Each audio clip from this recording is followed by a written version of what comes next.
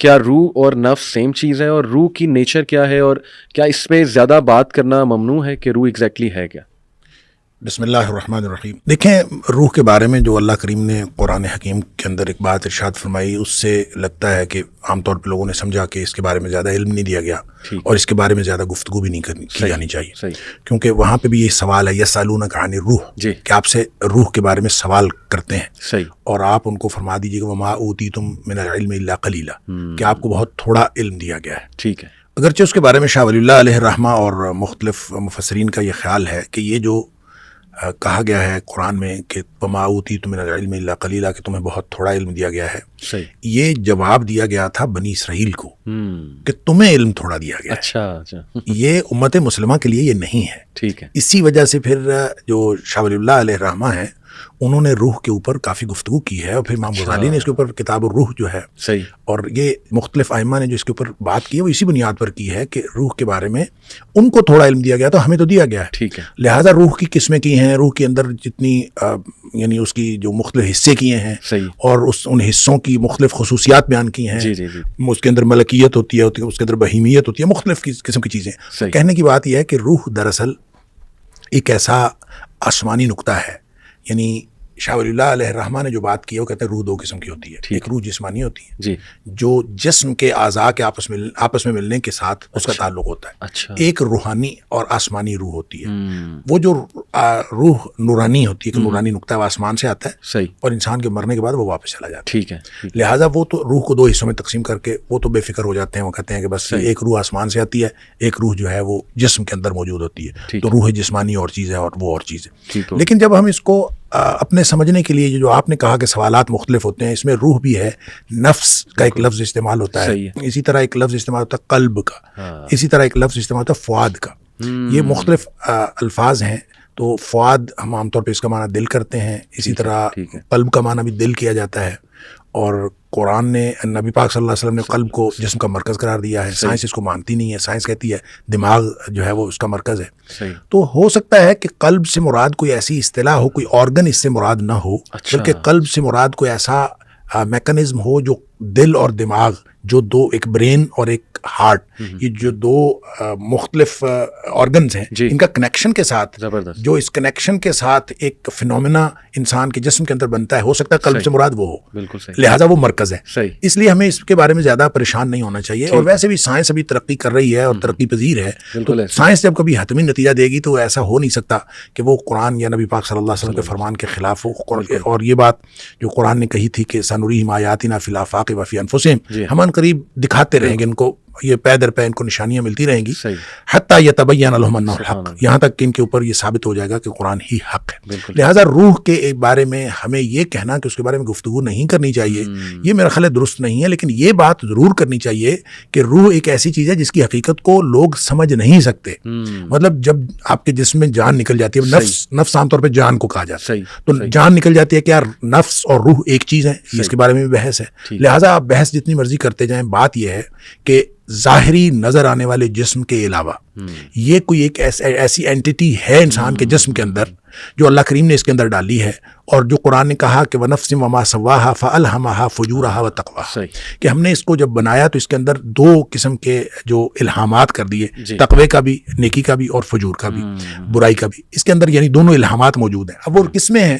وہ روح میں ہیں یا وہ نفس میں ہے. اگر یہ روح اور نفس دو مختلف چیزیں ہیں تو اس کا مطلب یہ ہے کہ پھر یہ روح اس کے اپنے تقاضے ہوں گے، نفس کے اپنے تقاضے ہوں گے. تو ایسا نہیں ہے. میرا خیال ہے یہ ایک ہی چیز ہے، ایک اینٹیٹی کے مختلف نام ہے یا مختلف قسم کی اس کی فنکشننگ ہے جس کی وجہ سے اس کے مختلف جگہ پہ مختلف نام ہے. لیکن ظاہری جسم جس کو ہم دیکھتے ہیں، اس کے علاوہ ایک ایسا انسان کے جسم کے اندر ایک ایسا حصہ ہے جو نظر نہیں آتا، اور نظر نہ آنے کی وجہ سے مغرب اس کے اوپر یقین نہیں کرتا. لہذا وہ جو سپرٹ جس کو ہم کہتے ہیں کہ ایک سپرٹ یا ایک سول ہے، اس کو وہ انکار کرتے ہیں.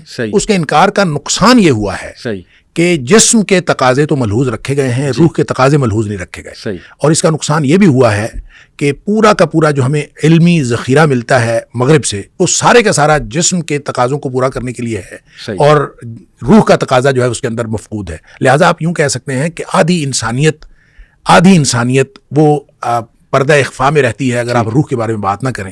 اور اسی طرح سے آدھی انسانیت کے تقاضے پورے نہیں ہوتے. جس طرح جسم کو غذا کی ضرورت ہے اسی طرح روح کو غذا کی ضرورت ہے. تو روح کے غذا جو ہے وہی بتائے گا جس نے روح کے بارے میں پتہ بتایا, اور روح کے بارے میں بتایا جس نے. صرف اس وجہ سے تو ہم کسی چیز کا انکار نہیں کر سکتے کہ ہمیں نظر نہیں آتی. بہت ساری چیزیں ہیں جو نظر نہیں آتی, وہ ہے, لہذا روح ہمیں نظر تو نہیں آتی لیکن وہ ہے, اور اس کا ایک تقاضا ہے. اور اگر روح کے تقاضے اسی بنیاد پر سارے کے سارے وہ یوں کہہ لیجئے کہ نظر انداز کر دیے گئے ہیں, اور صرف جسمانی تقاضے.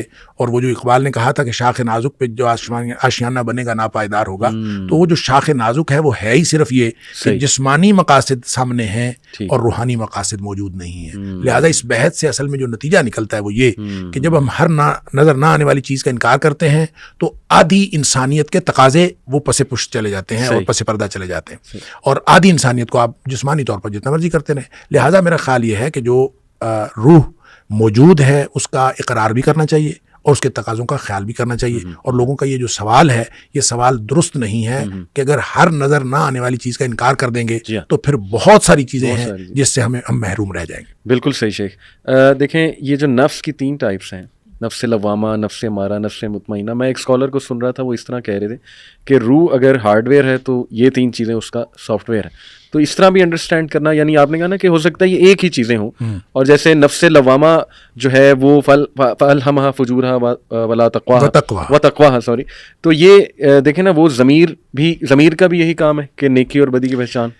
اصل میں پتہ کیا ہے, یہ جو نفس لوامہ یا نفس مطمئنہ یا نفس امارہ, یہ جو 3 قسمیں, یہ تو قرآن کی 3 اصطلاحات ہیں, اس سے یہ نکال لی گئیں. اور جہاں بھی قرآن نے یہ تینوں اصطلاحات استعمال کی ہیں وہ دراصل فنکشننگ ہی کی بات ہے, جو میں پہلے بات کر رہا تھا کہ وہ نفس کی فنکشننگ ہے کہ آپ جب ان النفس لامارۃ بالسوء, ٹھیک ہے, کہ یہ جو جسم ہے, یہ جو نفس ہے, یہ ہمیشہ برائی کی طرف دعوت دیتا ہے, الا ما رحم ربی, سوائے اس نفس کے جس کے اوپر اللہ کی رحمت ہو جائے. تو یہ برائی کی طرف دعوت دینے والا نفس کوئی الگ نفس نہیں ہے, یہ نفس کی ایک کیفیت ہے کہ یہ برائی کی طرف دعوت دے رہا ہو. جب یعنی الا ما رحم ربی کا مطلب یہ ہے کہ جب اس کے اوپر اللہ کی رحمت ہو جائے تو پھر وہ ختم ہو جائے گا, وہ معاملہ, اس کی کیفیت چینج ہو جائے گی. تو اس کا مطلب یہ کیفیات ہے. اسی طرح لفظ لوامہ جو ہے وہ بھی اسی طرح ملامت کرنے والا, جس کو آپ ضمیر کہہ لیں آپ کوئی اور, وہ ملامت کرنے والا ہے, وہ بھی اس کی کیفیت ہے. ہم نے اس کو درمیان میں رکھ دیا کہ جو ملامت نہیں کرتا وہ امارہ ہے, جو ملامت کرتا ہے وہ لوامہ ہے. وہ نفس لوامہ, یہ جو قرآن نے قسم اٹھائی تو ملامت کرنے والے نفس کی. اور پھر اسی طرح سے نفس مطمئنہ, ارجعی الی ربک راضیۃ مرضیہ. تو نفس مطمئنہ گویا ٹاپ آف دا لسٹ ہے, اور درمیان میں لوامہ ہے, اور نیچے جو ہے امارہ ہے. یہ کیفیات ہیں. نفس امارہ ہی نفس مطمئنہ بنتا ہے. اچھا, ٹھیک ہے, لیکن اس کی اصلاح کرنی پڑے گی. جیسے فرمایا نا کہ وَأَمَّا مَنْ خَافَ مَقَامَ رَبِّهِ وَنَهَى النَّفْسَ عَنِ الْهَوَىٰ, بالکل صحیح, کہ جو اللہ کے سامنے کھڑا ہونے سے ڈر گیا, جواب دہی سے ڈر گیا, تو وہ پہلا کام کیا کرتا ہے, نَهَى النَّفْسَ عَنِ الْهَوَىٰ, اس نے نفس کو خواہشات سے روک دیا. تو ظاہر ہے ضبط نفس کریں گے تو پھر اس کی اصلاح ہوگی. جب اس کی اصلاح ہوگی تو یہ امارہ سے لوامہ بنے گا اور لوامہ سے مطمئنہ بن جائے گا. وہ اس کی پیک کی وہ ایک پوزیشن ہے. صحیح, آپ نے بڑی انٹرسٹنگ بات کی کہ یہ جو قلب ہے, مے بی یہ برین اور ہارٹ کے درمیان جو ایک کنیکشن ہے. تو میں آڈینس کو کہنا چاہوں گا کہ ضرور پڑھیں اس پہ انٹرنیٹ پہ کہ نروس سسٹم آف ہارٹ. اس پہ آج کل گورے ریسرچ کر رہے ہیں کہ دل کا بھی ایک نروس سسٹم ہے, سرکولیٹری سسٹم تو ہے ہی لیکن نروس سسٹم ہے. تو بڑی انٹرسٹنگ باتیں, اس کے اوپر کتابیں لکھی گئی ہیں, لیکن لوگ آرٹیکلز لکھے ہوئے ہیں. لیکن یہ بات ہے کہ دیکھیں سائنس والے بھی ایک عجیب کام کرتے ہیں. وہ جو بات انہوں نے تسلیم نہیں کرنی ہوتی, جس بندے نے کہی ہوتی اس کو سائنسدان ہی تسلیم نہیں کرتے.